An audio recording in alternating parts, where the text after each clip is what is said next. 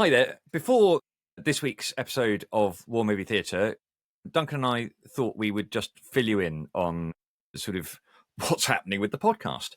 I should warn listeners that the script for this recording just says fun banter, so we'll see how it ends up. Which is not, so this, having sort of worked with a couple of different production companies who couldn't quite see how to make it work, this year we took control of War Movie Theatre ourselves, and it is now an entirely Weldon and Hutton produced production, which may account for poor sound quality or almost anything else.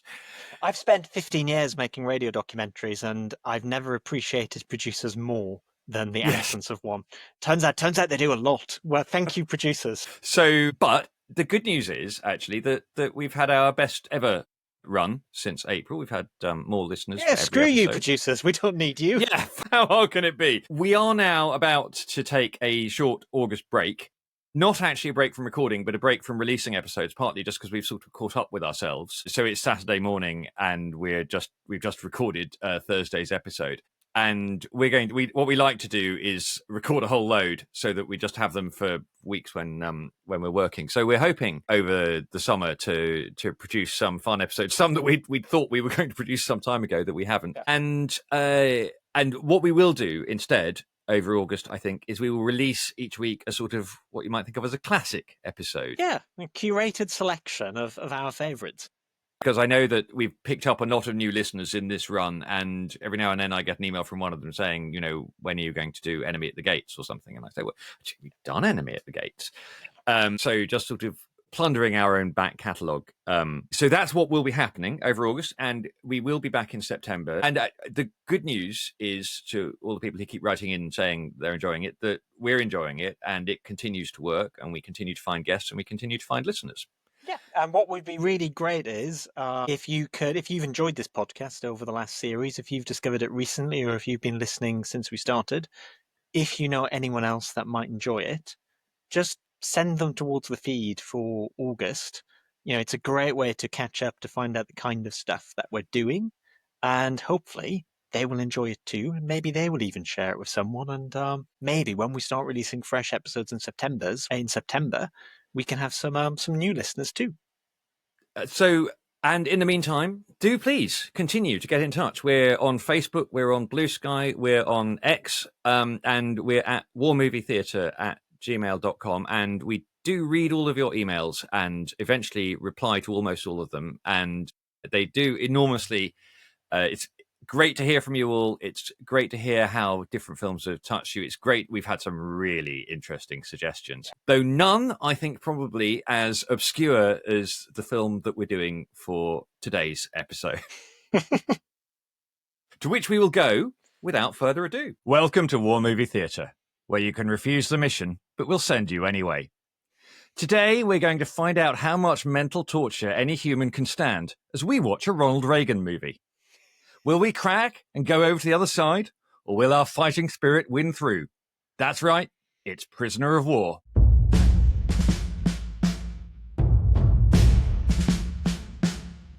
My name's Rob Hutton, and I've parachuted this podcast behind enemy lines to find out exactly how bad things are. Pretty much the first person I've met is burying corpses in a shallow grave. He says he just wants the best for us, but will I be next? Hello, Duncan Weldon. Hello, Rob. And tied to a stake and promising that he'll never give in is a documentary maker and author whose most recent book, Ghosts of Iron Mountain, is a journey into the American conspiracy mindset. Welcome, Phil Tinline. Thank you. This is the oddest film we've done in the sense that, I mean, we've done some fairly obscure films, but I think this takes the biscuit. And so somebody said you should summarize the plots beforehand because not everyone has seen everything. And I think really with this one, I'm going to do that. Ronald Reagan plays a US intelligence officer. He's dropped into North Korea because they want to find out what's going on in POW camps. It's never clear how he's going to tell anyone what's going on in prisoner of war camp. But it's sort of like the classic underpants gnome theory, isn't it? One, drop Ronald Reagan in. Two, ? Three, find out what's happening. So that bit of it is not really, no points is explained, but really it's a film about what's going on in these camps, about people being subject to torture and indoctrination. At various points Reagan has to pretend to sort of to go over and become a communist sympathizer himself. You get the tensions among the prisoners and a sort of a final kind of dramatic moment of murder and so on. But Duncan, you picked this film. Why? Well, okay. In my defence, before I explain why, I want to say the last time I recommended a prisoner of war movie which you hadn't seen, it was King Rat, which we both Yes, agree is one of the best films we've ever done on the podcast and is wonderful and people should go and watch. that is true. Right.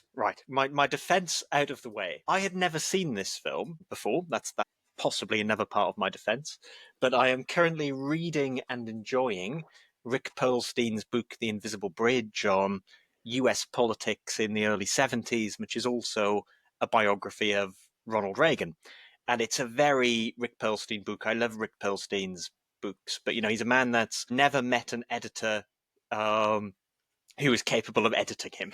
So there is no tangent which will not be explored at length. Roughly how many examples pages? will suffice. Use 10 examples. Why would you want to use one or two? And one of the wonderful asides in his book is into Prisoner of War. So reading about Prisoner of War and its sort of reception and when it came out in the 50s got me very interested to see the film. I found out the film was available online on Internet Archive to watch for free. And it's only 80 minutes. And, I like films which are under 100 minutes. So I thought, let's give it a go. And then I started doing the research into it, thinking the thing is, there's no point in even trying to get a guest for this because no one except Duncan and Rick Perlstein will have seen it, and I don't have Rick Perlstein's number. And as I was doing the research, I sort of more or less the first thing that comes up is a documentary by Phil, who I do know. Phil, you've made an entire documentary about this. Yep. Phil, you've made an entire documentary about this. Why? Because I was very interested in brainwashing, not as a practitioner, I should stress, but I was also very interested and had been doing a lot of research, which I hope to turn into a book one day, on Hollywood anti-communist liberals in the late 1930s, the 1940s, and the early 1950s. And this film is a product of three of those guys. Dorry Shary, who was by that point running MGM, having taken over from the rather more famous Louis B. Mayer, Alan Rivkin, who wrote it, and researched it with POWs, and the man himself, who obviously was on beginning his long journey rightward at this point, but was still, I think, pretty much an anti-communist liberal in 1954. So the combination of the two was irresistible to me, if to nobody else. I mean, your documentary, which we'll link to in the show notes. I mean, all of this stuff is just sort of, obviously everyone's given up on ever making any money out of this film, so it's all available on the internet. Yeah. But that talks about how this film kind of starts to introduce the idea of, as you say, brainwashing, and it links. I mean, you make the comparison, which I think is a good one, to a film that lots of people will have seen, which is The Manchurian Candidate, the sort of one of Frank Sinatra's great roles, actually. Yeah. About, are they Korean POWs in that? They are, aren't they? Yeah. And they've sort of, the idea is that they've been sent back, but secretly they've got these POWs who've got instructions implanted in their brain, and they can be sort of activated as killers when Angela Lansbury, also one of her great roles, when Angela Lansbury says the word. Do you want to talk about how this film comes to be made? Yeah. It comes to be made because Dorry Shary, contrary to what you might think of MGM being in the 1950s, which is sort of pretty froofy and, a high-end musical kind of stuff, Technicolor and all, he wants to do something more journalistic. And Rivkin, who is a friend of his, as I say, a fellow anti-communist liberal, is also, amongst other things, a former journalist as well as a former copywriter. Possibly both of those things come through in the film. And what they want to do is to make films in not only a journalistic way in terms of the content, but in terms of the sort of production speed and style. And so Rivkin goes up to Fort Mason in San Francisco. The POWs were put on boats when they came back, not planes, to give them time to be debriefed by psychiatrists, one of whom I've also spoken to, Robert J. Lifton. He's the one person who I've come across who's really done a sort of serious, thoughtful analysis of what so-called brainwashing involved. So Rivkin goes up there, and as these POWs come off the boat, and amazingly on the great Internet Archive, there is literally footage of people coming off that very boat as they arrive, talking to journalists. Rivkin interviews about 60 of them, and he writes this document, which is in his papers I got from his his archives called The POWs Wrote the Story. So it's all about the kind of the echt kind of, evidence that they're presenting. The odd thing about the film, obviously, which is possibly why it's not totally successful, is it's this really awkward kind of shotgun marriage between that kind of journalistic account and some pretty galumphing Hollywood cliches and devices. But that's how it comes about, and they make it very, very fast. I think it's shot in about 5 weeks, and they get it out within a few months of it being kind of the idea coming up in the first place. But as we'll talk and about, it's very, very timely at this point. Yeah. I mean, very it's, timely. Yeah. The POWs are literally coming back, but it's too timely for the army, because it's just as the film is coming out in spring, I think it's May 54, that the first court martials are happening. And as we'll maybe go on to talk about, there is a big old change in the Pentagon's view of this. Because to start with, the Pentagon are on side. There's this guy, Captain Robert Wise, whose daughter I tracked down and went to interview in Seattle, weirdly on the day of Brexit. I did that interview, but he was the technical advisor. He, poor man, had been not only a POW for 3 years in Korea, but also did a year in Nazi Germany. So he really had a proper kind of, technical advice CV. But, his name is on the film to start with. He's the photograph that she's still got of him with Ronald Reagan posing with a gun and all. But his name is taken off the credits because they turn against it in a big way. So, yes, really, that timing, the Korean War, for people who've forgotten, runs from June 50 to July 53. And this film is coming out the following year. And one of the biggest sort of issues as the war ends is what you're going to do with all of these POWs. Because I think not so much necessarily about the American ones, but there's this attitudinal problem that the North Koreans regard the South. I mean, most of the POWs are sort of are Koreans. The North Koreans regard the South Koreans as essentially they're not prisoners of war. These are our fellow Koreans who have been sort of misled in their desire not to be part of communist North Korea, and so that's why they have to be indoctrinated. On the other side of the argument, the South Koreans have got a whole load of North Korean prisoners, many of whom are not wild about returning to North Korea. Right. Just interested in whether there might be any other options about that one. One of the smarter decisions, and so there's all sorts of routes. Then inside it, there is, and this is sort of controversial. There is a small number of American prisoners who say they don't want to go back. I think it's just over 20. There are various rows about what you do about these people. Initially, I think they're put in a sort of neutral camp to 6 months to sort of consider this decision. And 2 of them change their minds. And the 2 that change their minds come back and are immediately court-martialed. Seems very unfair. And then there is the problem of all the guys who collaborated or did collaborate. Collaborate is a bad word, I think, in this context. But that's the accusation. Capitulated, maybe. But... Yeah. Just like I mean, Korean prisoner of war camps sound bad. Although, this is a propaganda film. And so this is a Ronald Reagan propaganda film. So I sort of went to it a bit like, well, how much this? And then you go and you do the reading and you go, oh, well, actually, I'm not sure they were very unfair. Yeah, the death rate the first winter is 1 in 2. I mean, early on, particularly because there's just not the facilities for it and there's no particular care over it. Yeah, people are dying like flies. Yeah, I think around 40% of US prisoners died, which is, I mean... Yeah, a lot of that in the first winter. I think it's kind of early on. It's brutal. Yeah. I mean, if you were experiencing that in actual combat, you would say that was a horrific rate. To experience that after you've been captured is terrible. So there is this sort of. I mean, this is the interesting thing about this one as a film to talk about, isn't it? Is that everything around the film is in some ways more interesting than the film itself. I mean, we should just at this point say the execution is not quite what, because anyone listening to this all sounds really, really interesting. But the execution of this idea is somewhat lacking. I mean, there are pluses and minuses about making a film in 5 weeks, right? Or how many weeks it was, right? Not very many weeks.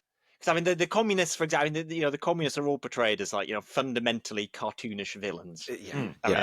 And it just looks a little bit too much like California. Yeah, it doesn't look that cold apart from when there's some sort of like theatrical snow. Yeah, no, it's the portrayal of the communists, particularly because what they do, which is just straight up inaccurate, is to have Russians, Soviets there, the comically evil Soviet general played by Oscar Homolka, inevitably, as the kind of the dark eminence grise in the background, directing it. That's not what was going on at all. Actually, the way that the Chinese did so-called brainwashing, what they call thought reform, is much more sort of insidious and effective than the kind of stuff that the Soviets have been doing. The Soviets are pretty good at it. I mean, there's the Moscow show trials, which is, people being tortured into confessing. But the basic difference was that what the Chinese methods, which is what the North Koreans were using, because obviously the Chinese army invading is why the war turns in late 1950, is not to get you to say it, it's to get you to say it and basically believe it. And that's what freaked people out in America. And that's where the film in a way falls down, because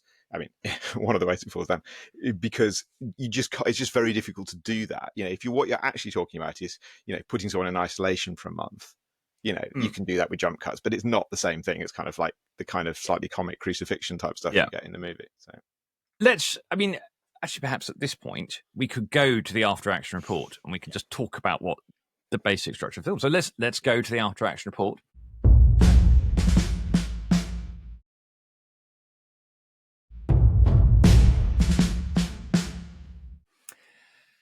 Quick, Dad, they're on the cable car. Dad, for the TV's doing that thing again where all the colour's gone, and one of your strange films has come on. I mean, one of the things about this film that struck me when I was there's what filmmakers have, screenwriters have these sort of structural points that they will talk about in any film, and there's the call to action, which is the moment where the hero realizes that they're going to have to go and do something. I don't think I have ever seen a call to action as fast as the one in this film, which is less than a minute after it has started. Yeah. There's no chit chat. Well, the whole thing's just 80 minutes, isn't it? It feels very compact. And I don't know, I know films were generally a bit shorter in the 50s, but this still feels very, very quick, almost rushed. Yeah, exactly. The upside of that is, there's no hanging back. And in fact, one of the reasons why I think one can recommend this to our listeners, even though it's in many ways not a great film, it is terribly short, and it's quite interesting for how short it is. If it were 4 hours long, I would. Yes, there is also a howling mistake or a contradiction in that first less than a minute bit, right? Because they say, there's a absolutely classic bit of clunky exposition where the senior officer who's sending Reagan off to be this sort of spy in the camps says, "Of course, as we know, you have spent time in Russia," and then proceeds to send him off for a quick course on communism, which presumably he would have already done if he's Yes, why we learn about Ronald. We learn more about Ronald Reagan's sort of life at home, I think, in the final 5 minutes, where we discover that there is a wife and a child, than we do. There's just nothing. There's no sort of it's a terribly good idea, and darling, don't go. It's and then we see him jump out of a plane. We get the death march, which is, I think the death march is quite well done. That's definitely one of the better cinematic bits when he And if you look at the footage of POWs in camps, like the clothing is about right. Those are the points where the landscape does look less wrong. But I think just the sense that people are dropping like flies the whole time. You're right. It does look good. The amazing brutality. There is this sort of scene very early on where they're burying.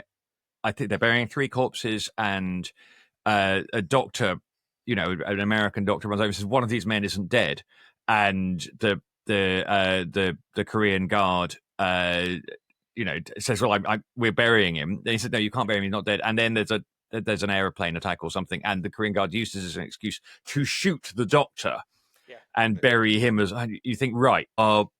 With this is not a film which is dealing in moral ambiguities, is it? No, it's not. No. The weird thing is, though, it's kind of haunted, I think, a little bit by, I hadn't thought about this before, but by what happened with the First World War as against the Second World War. Like, the line on atrocities is really kind of quite hard to get right. In the First World War, it's all kind of, Germans are bayoneting babies and melting down bones to make butter and all this kind of stuff, and then that's sort of exposed as being bunkum after the war. And then there are people, not least Alex Comfort, if I remember rightly, author of The Joy of Sex, but also a great anarchist, pacifist, who then doesn't really believe the stories coming out of Germany, to his great discredit, in the 1940s, when those stories, however grisly, are real. So, the film needs to be a bit more careful on that line. Yeah. Well, and it's so hard. It is, so hard to know with these. But I suppose you've got your technical consultant man who says these are the things that I saw, and you have got the prisoners coming back, and you've presumably at this point you have got the sheer numbers of prisoners who are not coming back. Yes, which is those guys died somehow. Tells his own story. Yeah, and then you get this weird sort of you get the first sort of indoctrination thing in the camp, and which I was thinking what it reminded. There's things like the Killing Fields, I think, does that the Killing Fields has a section on life in a communist indoctrination re-education camp, which is really terrifying. I mean, it should be clear for those not seen it. It's called Prisoner of War. This is not akin to other prisoner of war movies. It doesn't have all of those same tropes of what you think of as Second World War prisoner of war movie with escape committees and tunnel digging and all of that sort of stuff. This is much closer in some ways to King Rat. Yes, in that way. It's just this is about people in a horrific situation. Yeah, and it's pretty clear that if you did escape, you would simply die in the landscape. But by the end of the film, it's the summer where your chance of survival might have been somewhat higher. But North Korea in the countryside, an American accent is probably nobody's idea of a No, it is not. It is not The Great Escape, which I always think makes being a POW look like terrific fun. It has to be said, it's not the experience of every British POW even in the Second World War. Absolutely not. But definitely there is no part of this that doesn't make that doesn't make it look absolutely horrible. You're right. King Rat is the point of comparison. Although I think King Rat does it better. Yes. I thought you were about to say, "Look, King Rat looks a bit more fun," and I was having to question what you'd have. There are the lovely vignettes, because one of the inciting incidents for Reagan, whose plan is never clear. It's never clear what it is that Reagan is supposed to be doing there, and how he's supposed to achieve whatever it is he's supposed to be doing there. But then one of the soldiers has appendicitis, and there is this amazing little sort of sequence where they're trying to find a doctor, and then there's this great moment where they've been sort of going around, sort of as if anyone's got a doctor, which presumably in the kind of lineup. Yes, in the lineup, sort of, if you're a doctor, send them to our hut, and they all these doctors start turning up, which is that bit. I just thought I just found I'd written all the dialogue down. A convention. They all introduce each other, and I mean. Nobody can afford all of us. And this leads Reagan to pretend to, what's the word I'm looking for? Defect? Go. So that they can, as part of a sort of plan, because they need various bits of medicine. And then you have this, again, the really nicely filmed little sort of operation, which reminded me of nothing so much as the operation in Master and Commander, where all of the soldiers are sort of looking over the surgeon's shoulder to see what's going on, because nobody's ever seen anything like this, and they're all, and indeed, like Master and Commander, it's an operation done, I think, largely without anaesthetic. So that's all. There are bits in this film. No, there are vignettes which work really well. I think fundamentally the problem the film has is, it's like Phil was saying, that we're going to do a film in a more journalistic way with a really quick turnaround, telling a serious story based on a contemporary event and interviewing people. We've got all these advisors, whatever. But they obviously realize they can't do it as a straight documentary, so it has to be done as a drama narrative. And I don't think they ever quite think through how this drama narrative works, which is why you've got all of these big plot holes. Yeah. So what you've got is this series of really quite interesting scenes. Yeah. You've got an interesting portrayal of North Korean prisoner of war camps. I'm not sure you've got a film. Yeah. No, exactly. It would have been much better as a documentary. I mean, honestly, if they just sat down Robert Wise and interviewed him for an hour, that would have been great. And then with Reagan could introduce it with some stirring rhetoric, and then close it. That would have been brilliant. Yeah. Yeah, because and then yes, so you've got the sort of then there's a riot, and the torture scene is the sort of It's very torture well done. sequence is Mm. is which has got all of these things that have probably become a bit tropey since, but I suspect weren't at the time. There's the men are put against a wall with a firing squad, and the order to shoot is given, but the guns are empty. But you can that breaks some of them. There are. I mean, so Phil, the real torture was much more about stress positions and this kind of thing, wasn't it? But Stress positions, isolation, standing with your arms out, that kind of thing. The sort of stuff that's harder to dramatize. What's good though about the mock execution scene is what it dramatizes is the agonizing dilemma in the minds of each soldier.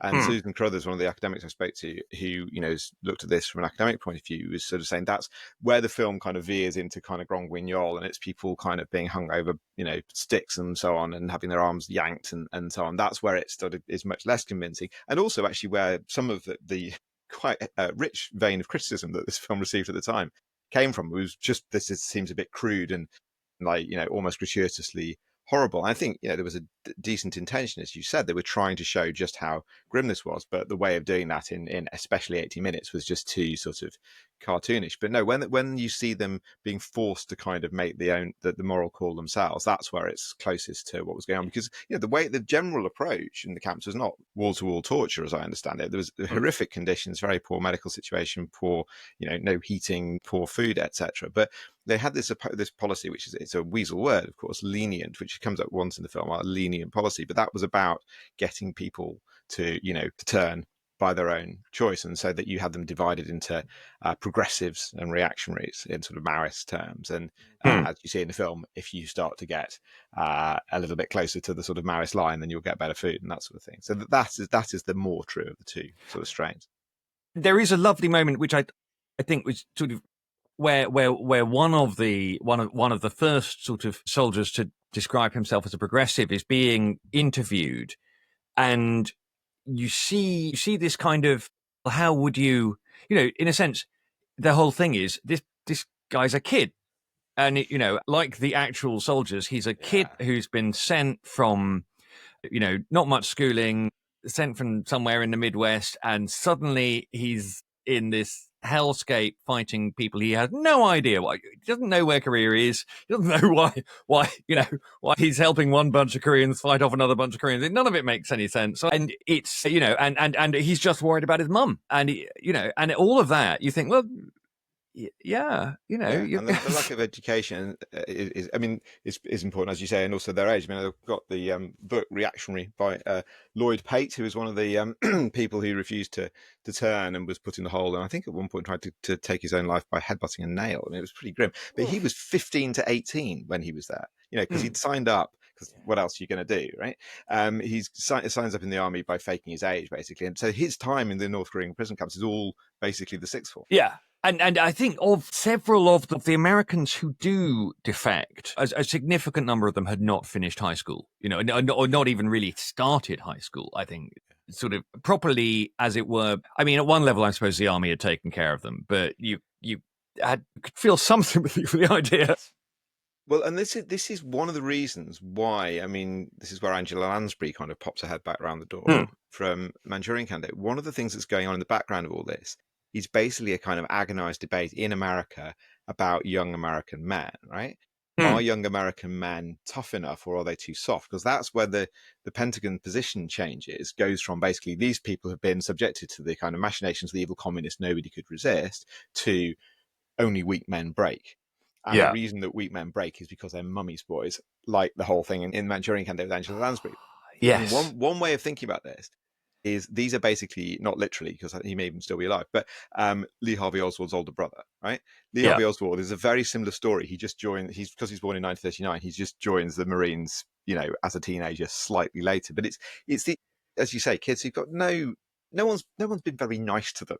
It's kind of valued them. No one's educated them, and they're just kind of chucked into this thing, and then they're not even treated as though, when they do kind of capitulate or whatever, they're not even treated like they've been given a tough time, and they're treated like just weak traitors. I mean, that's one of the reasons I wanted to make the film in the end, because it's just not fair. I mean, one of the I was reading this morning about the defectors, and one of them was a black soldier who sort of said, Right. "Well, why am I?" You look at, and this is early 1950s. Yeah. Look at how black people are being treated in America. Well, And you sort of think, well, fair point. you're right. It's a sort of premonition of, was it Muhammad Ali who Yes. said, "No Viet Cong ever called me N-word"? Yes, yeah. And you can see why that intuitively might be quite a persuasive line. And I'm sure that the Chinese and North Koreans were smart enough to, make, manipulative use of that. Yeah. So, yes, bits of I mean, I think actually, having been read about it, if it's on, I will watch the appendix scene. I'll watch what I've called torture, but the men breaking, because you don't know quite all of that bit. Actually, is really well written. You don't know who's going to break, and the refrain all the way through the film is Reagan sitting there saying, "Every man has his breaking point," and that you don't know. You don't know what yours is going to be. Early on, they show an Air Force pilot who's been sort of, I don't know whether his stress positions or physical torture, because, he's been going through it for days and weeks of sort of name and rank and serial number and so on. That's all he'll give. And then finally, I can't even remember what they do to him, but it's just too much. He can't do it anymore. Yeah. And one of the people that Rivkin interviewed, who was a progressive, so-called, a guy called Harold Dunn, then did an interview with Pageant magazine when he got back, and he said that they had, a US airman was brought to the camp to talk about that, and that he had tears in his eyes as he was talking about having done something that he did not do. And you can see that, and I use clips of it in my documentary, but there's this extraordinary, obviously mendacious Chinese documentary from the time called "Oppose Bacteriological Warfare." Now, who among us would not oppose bacteriological warfare? No, I'm with you. What sort of cad? But it includes these quite a lot of footage of these poor airmen, doing these impassioned confessions, which are the fruit of these long periods of torture. Because as historians I've spoken to about it have said, there's plenty of bad things the Americans did in Korea. I mean, basically flattened Pyongyang. I mean, the level of bombing was horrendous. It's not a kind of moral simplistic thing, but they just didn't do this. Why would they? And you can trace where it comes from, and there's papers revealing it and so on. But yeah, and even although I think at various points, I think MacArthur wants to use atomic weapons and things. There's this whole thing that what would you have actually dropped your atomic bomb on? Yes.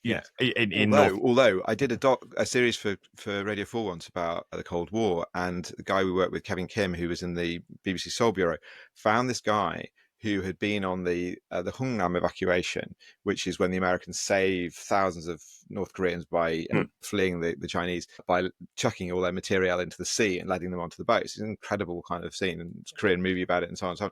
But anyway, this guy in the interview that we did about 8 years ago said, "I wish he had dropped the atomic bomb, because then I could have gone to see my mum." I mean, it's kind of takes you into quite a hardcore place, the Korean War. Yeah. I mean, actually, the other thing I came across, which I knew would have interested you, Duncan, is that before the Korean War, something like 70 or 80% of Korea's heavy industry, the peninsula's heavy industry, is in the north, and the south is economically backward. Poor, yes, poor and rural agricultural, and yeah. And now we're all relying on South Korean heavy. South Korean economic miracle from the late 50s onwards is But South Korea only overtakes North Korea in the mid-70s. It takes a long time. She's not so dumb. Are there any women in this film? It's a short category today. Yeah. I don't think we have done a film that has so not had any women in it. We don't even with Attack. You could hear a woman's voice. With Lawrence, you see women. Just think with this one, there are references to the fact that women exist in the world. That Ronald Reagan has a wife. We do know about women. Although that feels like a detail added towards the end. I suppose you could argue, if you're being very, very nice, that Jesse's mum is, actually it's all made up, right? But that's purportedly Jesse's mum is a big part of his motivation. Yes. You could make that case. And if it was 90 minutes long, probably there would have been a kind of cameo of a cliche American wife for Reagan and a cliche American mum for Jesse, right? So that's possibly what we've been saved from for 10 minutes. But this is the casualty list, body count, guess. Anyone to make a guess? Well, it's over 500. It's over 500 within the first 10 minutes, actually. It does depend how you count. Yes, Well, I think on-screen deaths is actually only 7 okay. that I counted. 5 of those are in the first 10 minutes, and then the guy with appendicitis survives appendicitis but dies under torture, which is also a good sort of. I mean, that's another bleak moment where the doctor says, "Well, we saved him. We saved him for this." It's a good line, isn't it? Yeah, and then there's the Russian at the end. Yeah. But I mean, other measures, as they say, there's a moment, and I had it written down, I've now lost it. But as you say, there's a moment very early on where they talk about how many people started the death march. Yes. And it's a kind of a bit of bureaucracy, isn't it? He kind of reports to his commanding officer and says, "Yes, well, we started with 718, and we now have 211." No comment about this at all. Yeah, That's standard. Yeah. For the Korean War as a whole, anyone want to guess the sort of? It's very high, actually, isn't it? Yeah, it depends. I mean, one of those Wikipedia pages where the range is quite large, and you think, boy, it's 1.6 to 3 million civilian deaths. Right. No one's ever quite counted that correctly. Just under 1 million South Korean, 1.5 million North Korean. I mean, for a war, we don't think about that much. I mean, it's pretty horrible. It's sort of. I mean, every day I walk past. I'm going to Parliament. I walk past the Korean War Memorial, and I know that, which is quite new. And actually, I know that the Foreign Office and the MOD both said we don't need any more memorials. When the campaign for that was, but they capitulated, and I'm really glad they did actually, because it's the one that you will see people laying wreaths at, and in fact. Quite recently, there was some kind of ceremony there when I was last month. I suppose it must have been the anniversary of the end of it, which was quite well attended and sort of had various veterans, although I didn't see Michael Caine, who was the one that I was looking for. Yes, Michael Caine, national service in Korea, didn't he? Yeah, which is absolutely bonkers. Again, it's kids. Yeah. Some of them are sent to sort of pal around in West Germany, and some of them find themselves with defending a hill with the Gloucesters. Yeah, we interviewed a guy for the Cold War. We interviewed a lovely old guy called Norman Deptula, who was, I think he was a Quaker. He was certainly the gentlest, most sort of quietly, religiously faithful guy you talk to. He'd talking about being up on a hill in North Korea, and the chances of survival being pretty minimal and so on. Kula King Award for the most gratuitous American character. I mean. None of these are gratuitous, but we've got a gratuitous Russian character. We've got gratuitous Russian, yes. And now I sort of feel that any film that has Ronald Reagan in it, Ronald Reagan will be the gratuitous American. He's the American that's not supposed to be in the camp as well, so it works. Yes, that's true. A word though for the malarial dream quality of watching Ronald Reagan sit before a portrait of Stalin denouncing America for germ warfare. Yes, he's pretending in the film and he's an actor, but come on. I nearly used that in my film, and I just thought, no, that's so weird. It's just going to pull all the focus. Well, that I think brings us on to and introducing who's in this who went on to greatness. Now, before we get to the winner, does anyone have any other nominations? Any nominations that aren't future presidents? Did anyone recognise there is one person in this who should have in the first minute? The major who sends him is an actor called Harry Morgan, who's Colonel Potter from MASH. There we go. Yeah. And it literally looks exactly the same. Yeah. I was like, it's Colonel Potter by the Korean War. I mean, there's yes, sort of. Don't be allowed to act in films like that. I don't. I mean, it's not Adrian Mole's dad. I think that I think I think to many people he would be recognisable. He's quite a lot of seasons of MASH, but that is he's in other things. I know that does slightly lend these are all fundamentally TV people quality to the film. I mean, there's sort of the guy who plays the Russian, whose name escapes me, had a huge career sort of doing this kind of thing. Oscar Molka. Sort of foreigners with dodgy accents. So Hollywood not massively fussy about what, but and finished his life living in Tunbridge Wells. But let's talk about someone in this film who would go on to other things. Duncan, you're obsessed with the career of Ronald Reagan now. Well, I find it really interesting. This is sort of it seems odd to do him as an and introducing, because this is very much towards the tail end of his Yes. career in the movies. And his career, I find it fascinating, because I'd always thought of Ronald Reagan as a successful actor who becomes governor of California, who later becomes president. But he's not really a successful actor.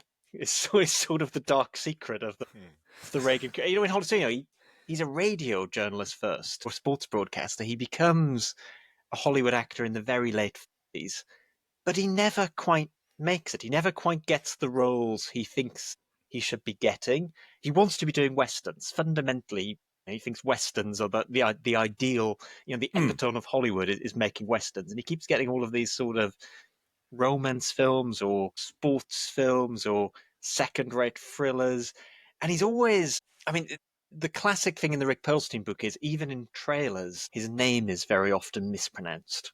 Right. So he'll be a Mr. Ronald Reagan in trailers, which suggests that your career isn't quite going. His first wife is a much more successful actress. And he makes his name not so much as an actor, but as president of the Screen Actors Guild, becomes his real big role in Hollywood. And it's actually after this film that his real stardom, I would argue, comes from television and doing General Electric theatre from the late 50s into the 60s. So at this point, he appears convinced this is it. This is, his acting career has really, really slowed down. He spent a long time as chairman of the Screen Actors Guild, and this Prisoner of War is finally, the ideal role for him. Here's this, very, very timely movie which the Pentagon are backing, which is going to do really well, where he's been given this big all-American role, and this is like, the second birth of his career as a screen actor is going to be through Prisoner of War, which, as we know, doesn't quite happen. No, there are a couple of bits of his early career that I think sort of stick, which suggests that the films had some sort of had registered somewhere or another. One is, and I never know whether talking of pronunciations, whether it's Gipper or Jipper, but he plays this sports star. Yeah. In Nut Rockney All American, or possibly Knut Rockney All American, who dies very young, George Gipper. And then there's the title of his first autobiography. Not that many people write more than one autobiography, but Where's the Rest of Me, which is from King's Row, where he wakes up and he's had his legs amputated by his enemy, a doctor, which beats anything in the appendicitis. I remember that scene. It's him screaming in the West. Yeah, where's the rest of me? So, which is also a nice metaphor for the rest of his career, obviously. But yeah, I think he had sort of registered somewhere. But the thing about him is, obviously, he got him so involved in politics. I mean, he is so political as a young man, and to some extent, quite left wing. He used to do impassioned broadcasts against the Ku Klux Klan in the late 1940s on the radio. When Don Siegel, who he later directed in his very last movie, The Killers, in 1964, which I've also made a film about for BBC. But Siegel said when he directed him in Night Unto Night in, I think, 1949, that he thought he was a communist. Yeah. Gosh. So, I mean, he never was a communist, but no. he was. No, but lots of stuff, calling for nuclear weapons to be under UN control, which was the Communist Party line, and Yeah, he was. I mean, I don't think he ever backed Henry Wallace in 1948 because I think partly under the influence of Olivia de Havilland, he'd started to become pretty anti-communist by 48. But yeah, no, he goes through a long journey.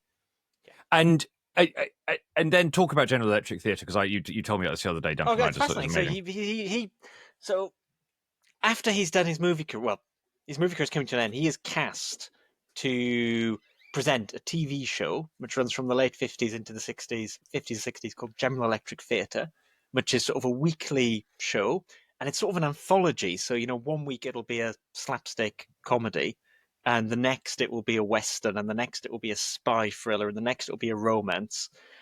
And he introduces and bookends, this sort of weekly sort of theatre show, as it were, on television. Sometimes he appears in them as an actor, sometimes he doesn't. And it's a really, really big hit. It's all sponsored by General Electric, obviously one of the biggest corporations in America.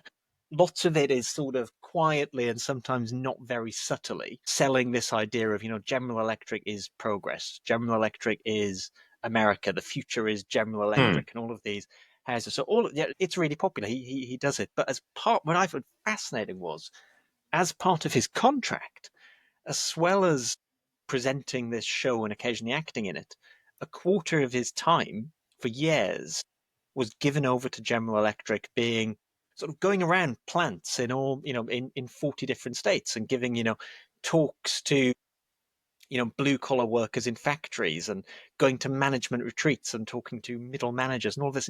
You just sort of get the sense that if someone is already, a reasonable actor, if you're going to spend 7 or 8 years of your life spending a week a month talking to public meetings of different kinds, I mean, this is the ideal training for mass politics, isn't it? You argue this is, as a politician, this is the training, and yeah, fascinating stuff. And just when The Killers is sort of released, is it's meant to be the first made-for-TV movie, and it's so violent that because Don Siegel that they don't do that. They just put it in cinemas, and it doesn't do all that well. So in the very year when his movie career is really finally petering out, that's only a few months later on the same network, NBC, he gives this justly famous speech, A Time for Choosing, which launches for Barry Goldwater, and you can sort of almost feel people saying, "Hang on a second, why isn't this guy the candidate?" Goldwater's rubbish, because of what you just said, Duncan. Because this is his shtick. This is the speech. He's done this time and time and time again. He's got it down pat. He's got the timing perfect. He knows where the jokes are, and so it's just polished as hell. And that's what launches him as a right-wing politician. In 2 years' time, he's governor of California. And one of to go back to Prisoner of War is going to be the great thing that is going to launch the Reagan movie career. As Duncan says, it's got U.S. Army cooperation. Phil, they were going to have bands in military bands, it's all going to be great, and so it's going to be the patriotic duty of every American is going to be to go and watch this film. And that will cement Ronald Reagan in their minds as a sophisticated actor, and then it all goes wrong. Right, because they are starting to do the court-martials of people who have turned, and obviously, people turned and capitulated, cooperated with the North Koreans and Chinese for different reasons, some better than others, but military discipline is, a stern and unbending thing. And so they suddenly realize, well, actually, if we're going to have any credibility in taking people to court, we can't, with our endorsement, back this movie, which is the perfect excuse for anybody. Yes. Which is, Ronald Reagan, all American, saying every man has his breaking point. I mean, literally in the Pentagon documents on the film saying, what their objections are, it says, generally, in quotes, generally speaking, only weak men break. Just think about that for a second. I mean, I point out later in the film that John McCain went, it was a hideous experience in South Vietnam as a prisoner in North Vietnam. Ends up finally after years of torture, basically doing broadcasts, and he says, every man had his breaking point, just as Reagan says in the film. I had reached mine. So it's a cruel and unbending decision, but you can understand strategically why they make it, because they have to make these court-martials stick. You have this thing, as you've been describing, of the 21 or so men who chose China, so-called. Some of whom come back, some of whom have bad experience, etc. But and that's actually, there's a far larger number of North Koreans who choose not to go back to the North. But funnily enough, what sticks in American minds, it's the 21 or whatever who chose China. So they've got this they've basically made a terrible strategic error by deciding to back this film, because there's this shift in the interpretation. But you can understand why, because what the film is saying is, I mean, this is why I was interested in it in terms of liberal anti-communism.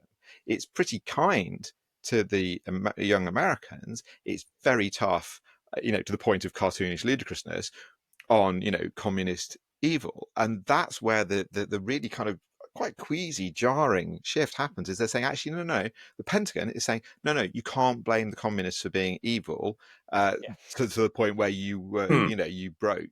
That's because basically you're a mummy's boy. And that's in a way why, as I say, Manchurian Candidate, is, embodies that. And in a way, the Manchurian Candidate, therefore, is a more right-wing film. Actually, what it's saying is all it takes to bend one of these weak American mummy's boys is this kind of commie magic hypnosis.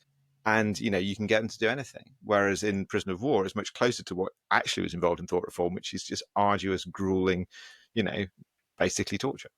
Yeah.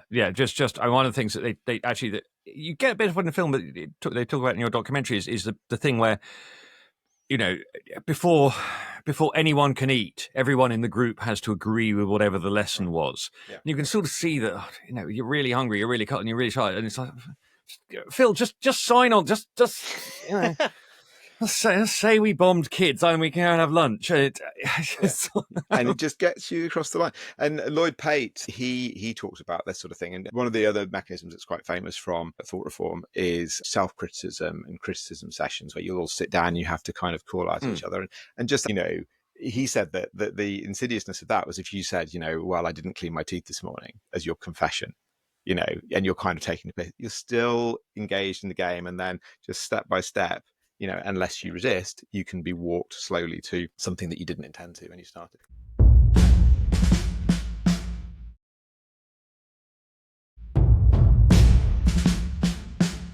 He's bought it, Sarge. Best death. I struggled with a lot of the categories for this. I've got to say. I mean, I sort of the ones that stick in the mind, to be honest, are the ones at the start where on the death march. I think that death march scene is right.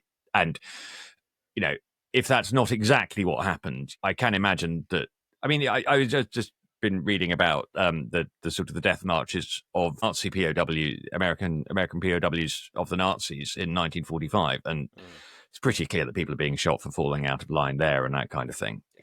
I mean, it gets quite bad. Yeah. I don't have a best meme either, unless except every man has his breaking point. I was going to say it as a line, as a tagline for the film. It's yeah. You could use the poster as a meme. Yeah, the poster is quite. The one thing I've realised we haven't talked at all about your new book, Phil, and this is your opportunity. Ghosts of Iron Mountain is.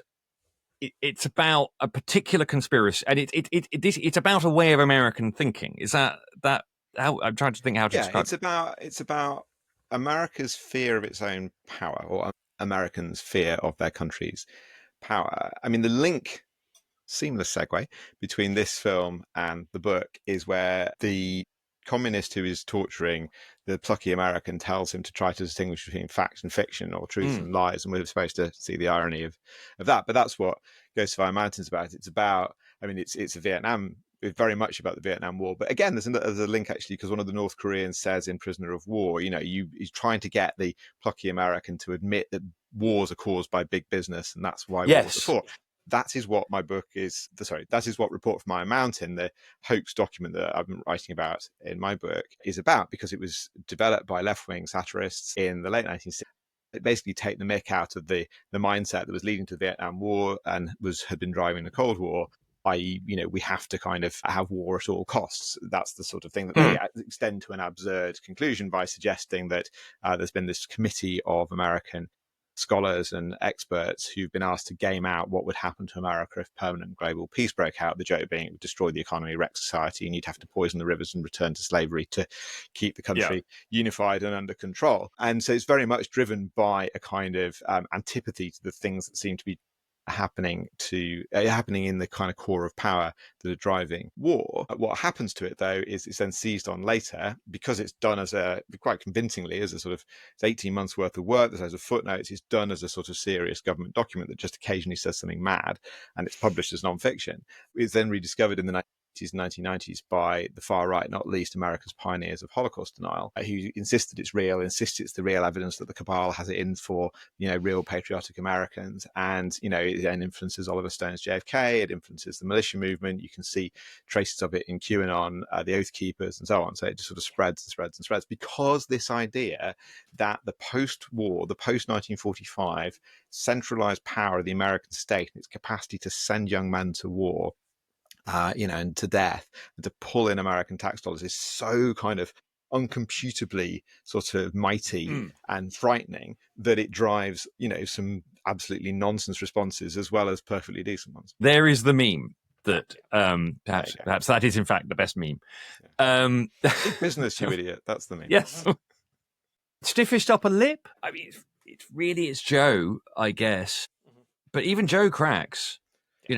Well, he cracks in that he weeps when his dog is bludgeoned to death in front of him. The dog that he finds, the dog that he finds just after he says, "No one's going to break me."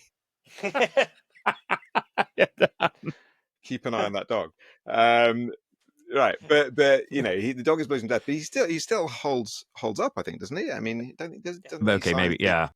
signs the affidavit that they're sort of having to sign with their arms, while they're being strung up. But yeah, I think he is Mr. Stuff Upper Lip, isn't he? Yeah, he's the one who doesn't, and who then goes out and kills the man who killed his dog. Which I think brings us to creepiest commie. A one-off category for this week. So are we going North Korean or Russian? I think it's the Russian, really, isn't it? It's Biroshilov, surely. Though I was interested that they had the Russians in there rather than the Chinese. Yeah. Yeah.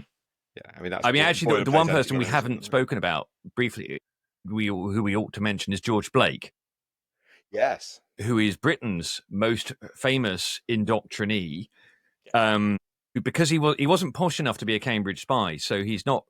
We're not obsessed with him in this country in the way that we are obsessed with Kim Philby. But George Blake, who is working in the British Embassy in Korea for British intelligence, and then when the North Koreans march south, he's captured, and he is absolutely. I mean, I think he might have been sort of communism curious before this point, but in the camps he flips and he agrees to go and work for. It ends up being Russian intelligence, in fact. So he does. That's why he came to my mind when talking about Russia, because he does end up being sent, I think, to Moscow somewhere and welcomed back to Britain on his release in 53 or 54. He's welcomed back as a hero, and it's like, no, he was our Manchurian candidate. Yeah. And the weird thing about George Blake, though, is that if I remember rightly, in the biography somebody wrote of him about 5 years ago, he talks about the weakness of the mummy's boy GIs who, either in terms of their illness or, capitulation or whatever, but he basically takes the Pentagon line. I'm sure he wasn't sure he knew that it was the Pentagon line, but very disparaging about young Americans or doughboys. But Blake is Blake, a spy who deserves, I think, to be better known, because he really quite significant harms, as it turns out. Yeah. And a dramatic prison escape, as I recall. Yeah. Yes, that's right. Yeah, Pete Pottle and Michael Randall. I think that's all right. of Wormwood Scrubs with the help of an Irishman called Sean Maguire, I think. There was a this play. is good stuff. Stephen Fry was in a play about it, and then he walked out after a week because he had a nervous breakdown or something. With Rick Mayall. Yes. Or Cellmates. Yes. Sorry. That's right, yes. Too much. Which was produced by the more famous Duncan Weldon, which is why it's stuck in my mind. Okay. And Alex right. Comfort, who I mentioned before, knew that they were going to do this and didn't tell anybody. Okay. He was, there's a documentary subject. Yeah. The Dan Buster's Dog Prize for the most problematic moment. It's the portrayal of the communists, isn't it? It is. It's just so cartoonish, and especially the North Koreans, actually. Yes, I think. And it takes away from the message of the film, I think. Yeah. I think it'd be a much stronger film if they hadn't dialed the cartoonish villainy up to 10. Yeah. Yeah. The thing I object to in that respect is the idea that they're taking instruction from the Russians. That, if they're taking instruction from anybody, as you say, it's the Maoist Chinese who are significantly better at this in a pretty evil way than the Russians. But no, it ends up being quite Orientalist. I mean, he does refer to that at one point, but that doesn't get you out of it. It's basically just I mean, there is racism. But... there is racist language in this sort of. I never quite know if I were being tortured in a prison or camp, I might use intemperate language, but that definitely is in the film, and also the idea that, I mean, the sort of the dog. This is one mutt they'll never eat. Yeah, is like, gosh, okay, are we doing that one? Mm-hmm. Yeah. Especially when given that we've seen and enjoyed King Rat, which turns very much on the eating of a dog by British POWs. Mm-hmm. Right. Famous last words. Well, it's every man has his breaking point, isn't it? Yeah. Is this the first use of that in sort of cinema? I don't know. I wouldn't be surprised. I mean, there will be something similar somewhere, I'm sure. But I'm just trying to think about Second World War. Because the thing about you're talking about like The Great Escape and stuff, obviously that's made after this, right? So I don't know how many films had been about being in this sort of situation in Hollywood before, actually. There's a certain number of, there's obviously a lot of films about Nazis and once America's in the war, but the Nazis actually didn't do this kind of thing in the same way. No. So no, they I mean, you do in Stalag 17, a favorite of mine. You have an American who is actually a Nazi who has been sent in as a stool pigeon, but that's that's different. There is a film called Guilty of Treason made in 1950 about Cardinal Mindszenty, because that was one of the things that had just happened when this story broke. You remember that this cardinal had been broken by sleep deprivation and being woken up at strange hours and, not fed and all this. There's two films about him. He's played by Alec Guinness in one, but I don't think he's in Guilty of Treason. But that definitely has a certain amount about trying to break people. Whether anybody says every man has breaking. Broadsword Radio, completely implausible moments. I mean, the entire plot of the film. We've established that you're going to parachute someone in who's then going to. The one thing that the Americans are getting into Reagan, because they always have some kind of supply line, because he's got this tremendous line on hair products. All the way through. The hair is... Yeah. And you just think, well, maybe that's how he's getting his messages out. It's the same way that they're getting styling wax or whatever in. But yeah, no, it's like, well, if you can get people out of prisoner of war camps, you'll be able to find out what was going on in them. That's... Yes. And it doesn't sound. I mean, there were letters home. I think I think in German, in sort of World War II POW camps, there were means of communication in both directions. And so Robert Wise, when I went to see his daughter, she showed me the letters that her father had written. But there's a total change from the letters that he wrote in the camp, which are very short, to the first one he gets to write when he comes out, where he says, I wasn't telling you the full story for reasons of national security or whatever, whether it was really national security or just trying to spare them or didn't want to get in trouble, whatever. And then says, now that I've come out of hell on earth, it's going to take me a while to get used to it. And obviously his daughter reading that was quite a, moment. But they could write out, but I'm sure they were being read, obviously. Yeah, that's right. Judgment at Nuremberg. We have no rules of war. We have only rules of peace, it says here. I mean, this war is proper Geneva Convention breaking. Geneva Convention is merely a tool of decadent capitalism, comrade. As I believe one of the guards says. Yes. Yeah, I mean, obviously it's quite war crime packed, isn't it, as a film? Yeah, I mean, that's basically what it's there to portray. War crime. Yeah, although the mention of the Geneva Convention now does take on a slightly different resonance. The Americans' outrage that the Geneva Convention is not being stuck to. ... Yes, yeah. I mean, I did find myself thinking a lot about sort of post 9/11 torture, stress positions, sleep deprivation. Oh, really? People will say anything, will they? Right. Yeah. Duncan, is this the operation that changed the course of, the Cold War, the Korean War? Pick something it might have changed the course of. Ronald Reagan's career? Is it? Well, it's not even it's not even the film that changed the course of Ronald Reagan's career, is it? No, it's not. But just to echo what we were saying earlier about you being glad the Korean War Memorial is there now in Westminster, that it is, a major global war which doesn't get anywhere near as much attention as one might hope it would. There's a weird thing, I think, because obviously my main exposure to all of this stuff is sort of through American popular culture. And I think the idea is very strongly there that Vietnam was horrible and Korea was kind of okay. Korea sits somewhere between World War II, which was basically completely gentlemanly and fine, and Vietnam, where horrible things happened to Charlie Sheen. And in between, you've got the Korean War, which is kind of okay. And do you know what I mean? That sort of, it's Fraser Crane's dad is supposed to have fought in Korea, and they make jokes about it. It's interesting because the big Korean War moment in popular culture, I'd argue, is MASH, which is fundamentally about Vietnam rather than Korea, despite being set in Korea. So it occupies that strange place. And it's a sitcom, and although it's interestingly, profoundly anti-war and so on, is also certainly MASH, the TV series. It's like, oh well, there's cocktails and nurses, and and Alan Alda making jokes, which is I'm trying to think. There's Clint Eastwood film Gran Torino, is it, where he's supposed to be a Korean War veteran, and that one where he talks about sheltering behind bodies of Koreans he'd stacked high. Well, actually, interestingly, what Gran Torino I always think maybe this will make the edit. Maybe we'll start to cut it. But here is an aside which would be allowed if I had the same editor as Rick Perlstein, where all the sides are allowed. Now, what I find fascinating about Gran Torino, which is a great film, Clint Eastwood plays a Korean War veteran who is living in an area subject to demographic and ethnic change, and he becomes like a father figure to kids in gangs and helps take them out of it. And it's a grand, all-American story of people bridging divides across generations, across ethnic divides. Happy ending. At around the same time as Gran Torino was released, there was a Michael Caine film, Harry Brown, in which he plays an old Korean War veteran living in London in an area subject to demographic and ethnic change.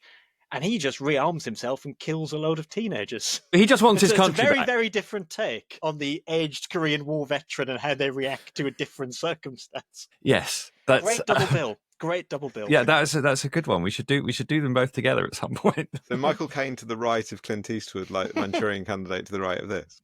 Yeah. I mean, I don't know how profoundly anti-racist Gran Torino really is. So that's not it's not my strong memory of it. But They're both good films, though. Absolutely. But you're right. Korean War veterans popping up in popular culture as a trope, whether it's Fraser Crane's dad or those guys. No, it somehow it's not portrayed as having been as awful as as Vietnam. It's sort of hard to fit into the narrative, right? Because the Second World War is the beginning, is Act 1 where everything goes great, and the Vietnam War is Act 2 where everything goes, and America hasn't quite recovered. And Korea is this weird amalgam of the two. It's in the Far East. It's not a kind of unalloyed victory, but it is righteous, and America is sort of if not on the winning side, at least it didn't get defeated by an army of peasant communists, albeit with Russian and Chinese help.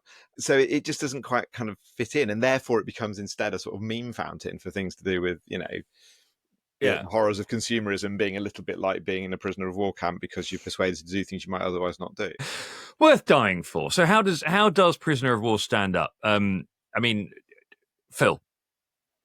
I mean, I think the intention and the bits of detail, as we've discussed, is useful. I'm glad that they put them on film as they seemed at the time, albeit through the sort of rather smeary lens of MGM in 1954. I think it's very sad that Robert Wise's name was taken off the film. I think that was petty of the Pentagon, frankly.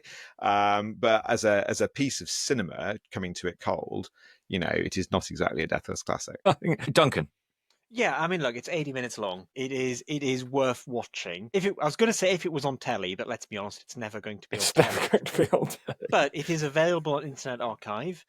I mean, it's an 80-minute. I mean, I think of films in terms of how long a train journey would it take. You could watch this between Peterborough and York. Yeah, and you're not missing anything if you watch it on an iPhone. There are worse ways to spend the time between Peterborough and York than watching Prisoner of War.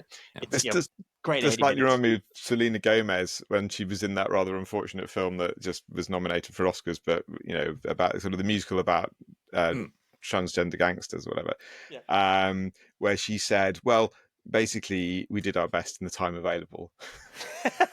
I mean, it's very much the spirit of this podcast.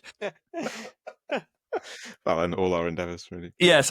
I mean, our director, Andrew Martin, I look into his credits, and he's got these amazing sort of films that he has worked on. If you sort of Ben-Hur, The Longest Day, The Day of the Jackal, Kelly's Heroes, and all of them are as sort of assistant director or first unit director.